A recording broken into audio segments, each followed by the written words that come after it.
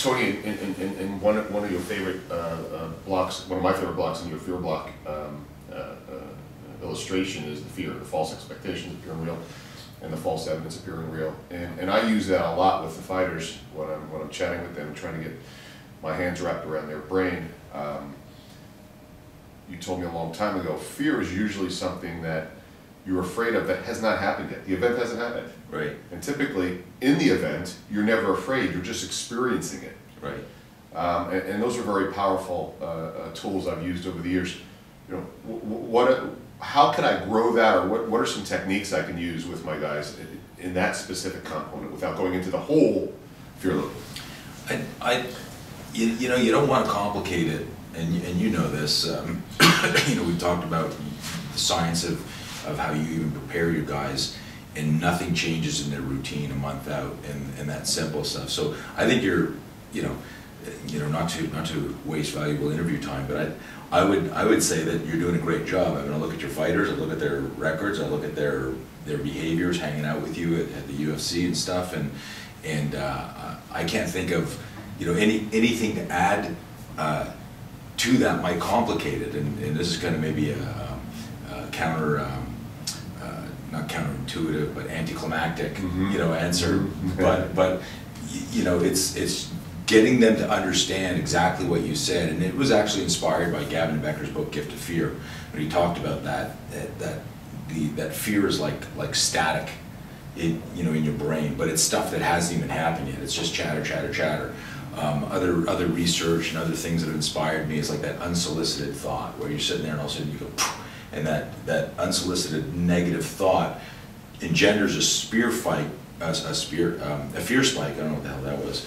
I was thinking about spike tonight, and something happened weird. But we'll keep that there. I can't even talk. But so you get that fear spike. I think the most interesting thing that'll come out of this conversation is that people who are in the warrior arts, for the most part, are type A alpha males.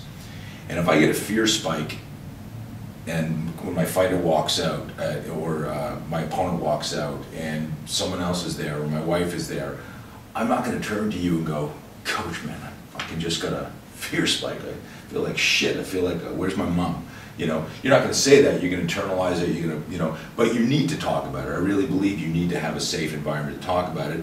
We talk about self-coaching skills, because often, well, first, you know, from my world, in the street, you can't time out and go, just need to call my coach, right?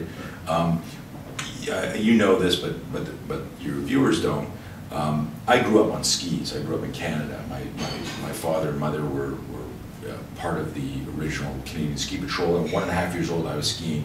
By the age of 13, I was thought to be like one of the best skiers in Canada. People talking about me definitely going to the Olympics. I was competing, I was racing. So all these people thought I was the best skier in Canada, a real prodigy, but there was one athlete that had no clue, and that was me. I was so afraid of letting my parents down, letting my team down. There was so much pressure put on me to be such a good skier that I wiped out in almost every important race. And I remember being at the top of Mont Tremblant, there was this big zone race there, and I had pissed about 6 or 8 times in the last 15 minutes. It was like a fight. You know, hey, the course was like 4 minutes, 12 seconds, you know. And so you knew that every 5 minutes someone's coming and counting down. And I'm up there, it's freezing, and it's a bit of a blizzard at the top of the hill, and my coach is rubbing my legs, and he's like, "Hey kid, how you doing?" And I looked at him, I said, "Great, coach."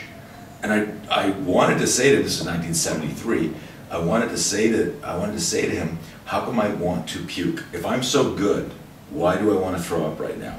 And back then there wasn't this sports psychology that we have today, where he would have said, "Hey, that's normal, dude. That's a physiological. Just fucking let it go and go ski." In that race, I wiped out too, and I wiped out when the ski patroller was timing me, friends of my dad. When I fell, I was about 4 gates from the finish line, caught an edge, and I was 2 seconds ahead of the guy that won. You know, 2 seconds in a skiing race. But there's a different thing for people who, you know, are watching this, that it happens in every sport, happens to everybody, even people that go on to create important fear management principles and share them. So I think you're doing a great job. Just keep it so simple, peel the onion, find out. We discussed this in a previous interview where I was training one of my kickboxers. just keep it simple, and identify the fear, and then tell the person that's a false expectation or that's false evidence, and connect it to the fact that you've done your work, you can't do anything about that fear. Just kill it.